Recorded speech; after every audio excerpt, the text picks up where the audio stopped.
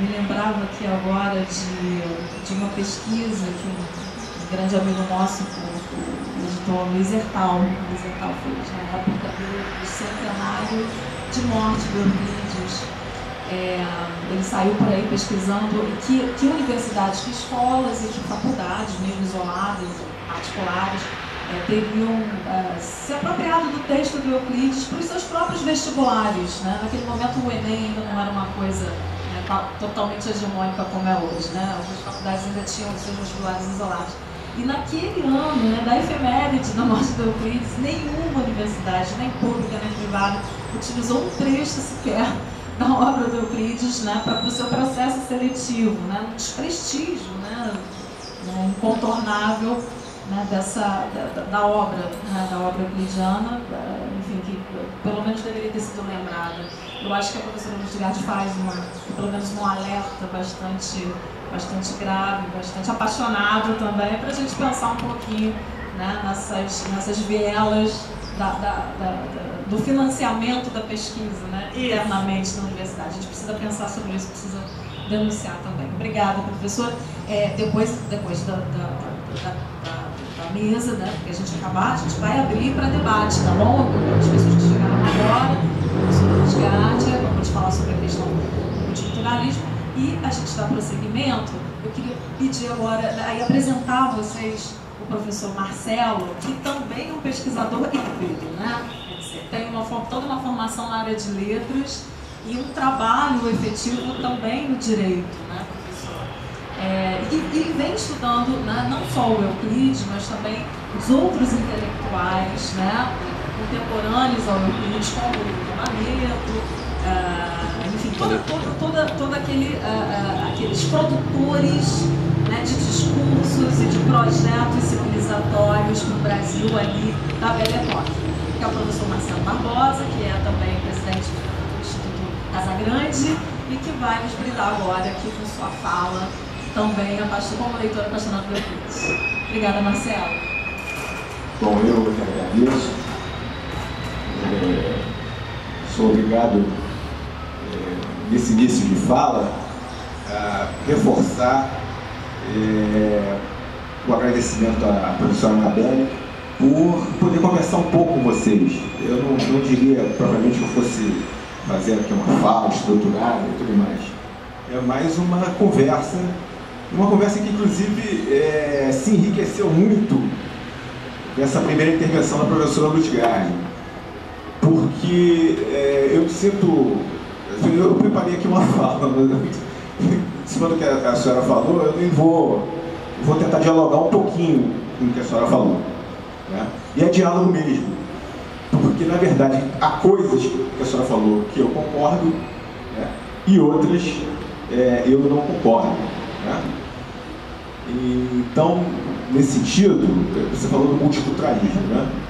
Primeiro, a impressão que me dá é que o multiculturalismo é algo mais plural, né, do que a gente possa conceber, né? Não é, a senhora frisou um lado que existe no culturalismo, mas existem também outras possibilidades da leitura multiculturalista, né? Eu digo isso assim, com muita tranquilidade. A senhora citou alguns pensadores que eu tenho enorme interesse, né? E alguns deles eu tive o prazer, inclusive, de ter uma proximidade. A senhora falou do general Nelson René Sodré. O meu primeiro livro foi apresentado pelo general Nelson René Sodré. Nós tínhamos um diálogo assim, no final da vida dele. Eu ia no apartamento dele, em Botafogo, conversava muito com ele. Antes dele, chegou um momento que a saúde dele ficou muito ruim e ele foi para cidades que era da esposa dele, que era Bauru. Mas eram papos ótimos, conversas ótimas, em que o general sempre frisava o seguinte: ele dizia assim, eu não sou propriamente um nacionalista, ele dizia, né?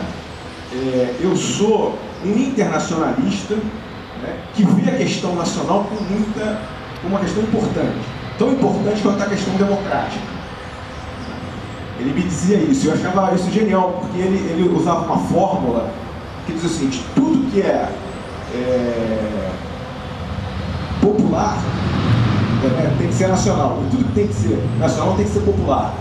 Isso queria dizer, né, muito claramente, que havia uma opção muito clara por uma ideia de construção da nação a partir dos elementos de baixo da pirâmide social, ou seja, o povo brasileiro, né? Esse povo que é mestiço, que é negro, que é índio, né? Que, se a gente vai pensar a ideia de nação, tem que pensar a contribuição individual de cada uma dessas parcelas que compõem a unidade do povo brasileiro. Isso calou muito fundo em mim, o tempo todo. O meu interesse em Euclides da Cunha vem daí também, né? Porque Euclides, se vocês pararem para ver, Euclides, por um lado, ele reflete essa velha situação da cultura brasileira, né, de assimilar as matrizes e doutrinas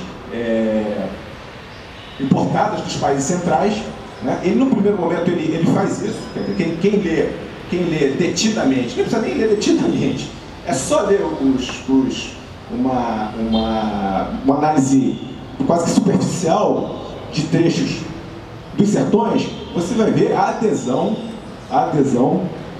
que é uma adesão explicada pela época, né, de Euclides a matrizes racialistas, no sentido de explicar o homem brasileiro como um homem, o mestiço, como algo assim, pouco desenvolvido no sentido civilizatório. Vai dizer isso com todas as palavras. É óbvio que a conclusão que ele faz no livro, as conclusões negam esse ponto de vista. Porque ao mesmo tempo que ele ataca a mestiçagem, e quando ele ataca a mestiçagem, ele está falando da ciência que havia na época.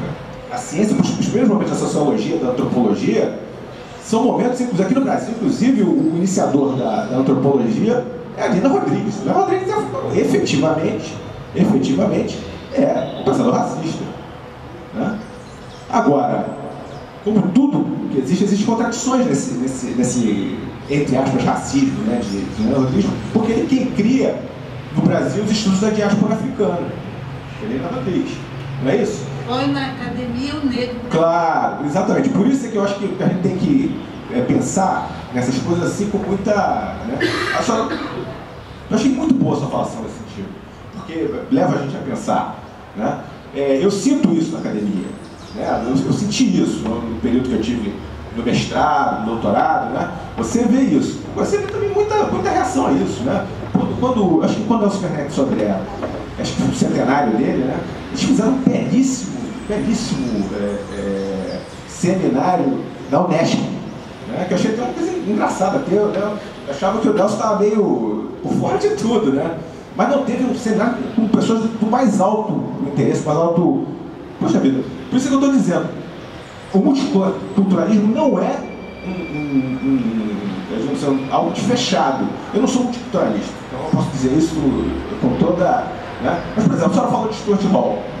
Né? Stuart Hall, né, é um pensador negro, jamaicano, né? Aluno do Raymond Williams, né, e do Thompson também, né, que o centro do Stuart Hall, na minha percepção, é tentar trazer uma perspectiva anti-imperialista, né, para o multiculturalismo. Né? Ele se define dessa forma, e eu acho que as críticas dele são muito pertinentes ao imperialismo norte-americano. Fala com essas palavras, usa a expressão imperialismo norte-americano. Né?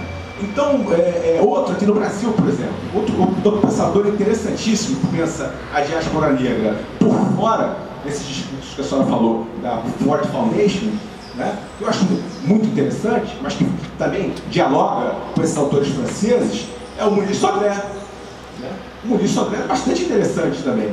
Né? A gente pode aqui e acolá discordar de algumas formulações, mas eu acho que o Maurice Sodré coloca a questão da diáspora africana, né, dentro de uma plataforma de luta em favor do aprofundamento da democracia, dessas coisas todas. Né? Eu estou dizendo isso porque é antigo isso na cultura brasileira, a ideia da importação, a crítica das matrizes. Né? Por exemplo, vocês estão aqui, as pessoas daqui da Letras. Os autores que vocês... Eu sei que eu estou dizendo isso que eu também sou de Letras, então é legal ter meus colegas aqui. Né? Você pode ver, a maioria dos autores estudados, né? Você para para ver, a maioria dos autores é estrangeiro. Né? E quando é estrangeiro, parte de uma premissa de que existe uma espécie de esperanto acadêmico, né? Que é uma linguagem universal que todo mundo fala a mesma coisa. Né? Por causa de quê? É óbvio, por causa da capacidade de dominação da cultura americana. Né? A gente tem... Agora, também tem vias de resistência a isso, muitas vias de resistência, e a gente precisa aprofundar essas vias de resistência. Né? O livro que, assim, o meu interesse acadêmico é justamente nas interpretações de Brasil. Né?